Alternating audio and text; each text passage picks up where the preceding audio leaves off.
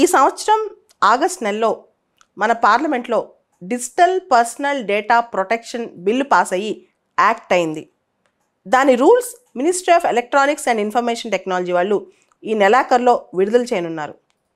ఇక్కడ age gating అనే ఒక మాట బాగా పాపులర్ అవుతుంది దీనివల్ల. ఆల్రెడీ ఈ మాట వెస్ట్రన్ కల్చర్లో చాలా పాపులర్, ఇండియాలో కూడా కొంత పాపులరే. అసలు ఈ ఏజ్ గేటింగ్ అంటే ఏంటి? ఆన్లైన్లో రకరకాల వెబ్సైట్స్లో, సోషల్ మీడియా ప్లాట్ఫామ్స్లో ఏ వయసు వాళ్ళు ఏ కంటెంట్ చూడొచ్చు. కొన్ని ఏజ్ గేటింగ్స్ పెట్టారంటే, ఫర్ ఎగ్జాంపుల్ ఒక వెబ్సైట్లోకి నువ్వు యాక్సెస్ చేయాలనుకున్నావు, అండర్ 18 వాళ్ళు రానికుండా చేయాలంటే ఆ వెబ్సైట్ చేయొచ్చు అనమాట.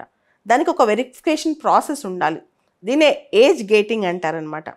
మీకు తెలుసు, మెటా వాళ్ళు ఫేస్బుక్, ఇన్స్టాగ్రామ్ వీటన్నిటిని కంట్రోల్ చేస్తుంటారు. గూగుల్ కంట్రోల్లో యూట్యూబ్ ఉంది. అయితే దీనిలో ఏజ్ రిస్ట్రిక్షన్స్ ఉన్నాయా అంటే చాలాసార్లు కనిపించాం మనకి. ఇన్ఫ్యాక్ట్ చెప్పాలంటే కొన్నిసార్లు తప్పుడు ఏజ్ రాసి కూడా పిల్లలు పెద్దవాళ్ళ కంటెంట్ చూస్తూ ఉంటారు. అసలు ఏజ్ కన్సెంట్ అంటే ఏంటి, ఏజ్ గేటింగ్ ప్రాసెస్ అంటే ఏంటో ఒకసారి చూద్దాం. ఇండియన్ గవర్నమెంట్ ఒక risk based framework for age gating on social media ఒకటి ఫ్రేమ్వర్క్ చేయబోతుంది అనమాట. అంటే డీటెయిల్గా మల్టిపుల్ ఆప్షన్స్ ఏజ్ వెరిఫికేషన్ ప్రాసెస్లో social media platforms, social media intermediates ఏమేం చేయాలని చెప్పి వాళ్ళు ఆలోచిస్తున్నారు. దానిలో ఒకటి పేరెంటల్ కన్సెంట్.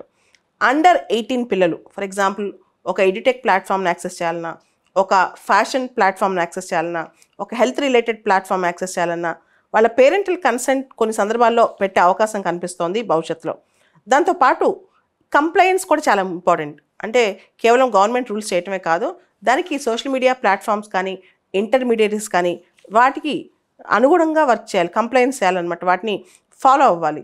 ముఖ్యంగా ఇప్పుడు మన కోవిడ్ తర్వాత ఎడ్యుటెక్ ప్లాట్ఫామ్స్ ఎక్కువైపోయినాయి, హెల్త్ రిలేటెడ్ అప్లికేషన్స్ ఎక్కువైపోయినాయి.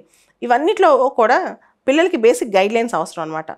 ముఖ్యంగా 2-3 ప్రాసెస్లు ఇంట్రడ్యూస్ చేయొచ్చు. ఒకటి ఆధార్ బేస్డ్ ప్రాసెస్ చేయొచ్చు, లేదా స్కూల్ లీవింగ్ సర్టిఫికేట్ అడగొచ్చు, బోర్డ్ ఎగ్జామ్ సర్టిఫికేట్ అడగొచ్చు, ఇలా పేరెంటల్ కన్సెంట్ అడగవచ్చు. ఇలా రకరకాల పద్ధతుల ద్వారా మనం వాళ్ళ ఏజ్ని అంటే ఏ ఏజ్ వాళ్ళు ఏ కంటెంట్ చూడాలో చేయొచ్చు అనమాట.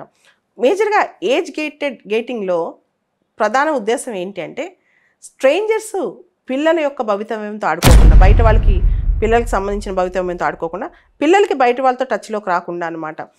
ముఖ్యంగా చైల్డ్హుడ్ని అబ్యూజ్ చేసే వాళ్ళు, ఆన్లైన్లో అబ్యూజెస్ బాగా పెరిగిపోయినాయి, పిల్లల్ని ఆన్లైన్లో కాంటాక్ట్స్ పెరిగిపోయినాయి, దాంతోపాటు పిల్లలకి తెలియక మభ్యపోతుంటారు. దాంతో ఏజ్ రిలేటెడ్ సంబంధించిన అంశాలు కనుక మనం జాగ్రత్తగా స్ట్రిక్ట్గా ఉంటే భవిష్యత్తులో ఆన్లైన్లో ఇలాంటి సైబర్ ఇష్యూస్ రాకుండా ఉంటే ముఖ్యంగా పిల్లల్ని, ముఖ్యంగా వాళ్ళ చైల్డ్హుడ్ని అడల్ట్హుడ్ని అబ్యూజ్ చేయకుండా ఉంటారని చెప్తున్నారనమాట. అయితే ఈ డేటా మొత్తం స్టోర్ అయిపోద్ది కదా. ఇప్పుడు వాళ్ళ పిల్లలు డేటా పెట్టారు, మరి ఆ డేటా మిస్యూజ్ చేసే వెబ్సైట్లు వాళ్ళు, సోషల్ మీడియా ఇంటర్మీడియట్స్ వీళ్ళందరూ కూడా. అందుకనే కొన్ని టెక్నిక్స్ కూడా ఉన్నాయి. డేటా వెరిఫికేషన్ అనేది ఉంటుంది, కానీ డేటా స్టోరేజ్ ఉండకుండా ఉండే టెక్నిక్స్ కూడా ఉంటాయన్నమాట. అండ్ వీళ్ళు data protection and data privacy మీద కూడా ప్రామిస్ చేయాలి. ముఖ్యంగా భారతదేశంలో digital personal data protection act వచ్చిన తర్వాత ఈ డేటాని ఎలా ప్రొటెక్ట్ చేయాలనే దాని మీద కూడా చర్చలు జరుగుతున్నాయి అన్నమాట. కొత్తగా వచ్చే రూల్స్లో ఏజ్ గేటింగ్ మీద స్పెసిఫిక్గా రూల్స్ పెట్టే అవకాశం ఉంది. ముఖ్యంగా ఇప్పుడు ఆన్లైన్ కంటెంట్ ఎలా ఉందంటే it is a seamless content. దానిలో ప్రతి ఒక్కటి యాక్సెస్ చేయగలుగుతున్నారు. ఇప్పుడు age gated Instagram, age gated Telegram, age gated Facebook, ఇలా ఏజ్ గేటెడ్ యూట్యూబ్లో కొంత ఇన్అప్రాపరేట్ కంటెంట్ ఉందనుకోండి, పిల్లలు చూడకుండా మీరు ఒక యూట్యూబ్ ఛానల్ ఆపరేట్ చేస్తున్నారనుకోండి, దాని ఇన్అప్రాపరేట్ కంటెంట్ ఏదైనా పెడుతున్నప్పుడు వాయిలెన్స్ కానీ అబ్సినిటీ కానీ ఇట్లాంటి ఏదున్నా సరే పిల్లలు చూడకుండా నియంత్రించవచ్చు, లేదా పిల్లల్ని చూడనీయకుండా కూడా ఆపొచ్చు. కానీ వీళ్ళు కొన్ని ప్లాట్ఫామ్స్లో అయితే స్ట్రేంజర్స్ కూడా డైరెక్ట్గా పిల్లల డేటా తీసుకుని వాళ్ళని ఆన్లైన్లో ఫాలో చేయటం, వీళ్ళు గేమ్స్ ఆడుతుంటారు, అటు నుంచి ఎవరో ఆడుతుంటారు, ఇట్లాంటివన్నీ చాలా జరుగుతున్నాయి. దీని మీద ఇక్కడి నుంచి ఏజ్ గేటింగ్ మీద స్ట్రిక్ట్గా ఉండాలని చెప్పి గవర్నమెంట్ ఆఫ్ ఇండియా భావిస్తున్నట్టు కొత్తగా రూల్స్ తేనున్నట్లు కూడా అర్థమవుతుంది.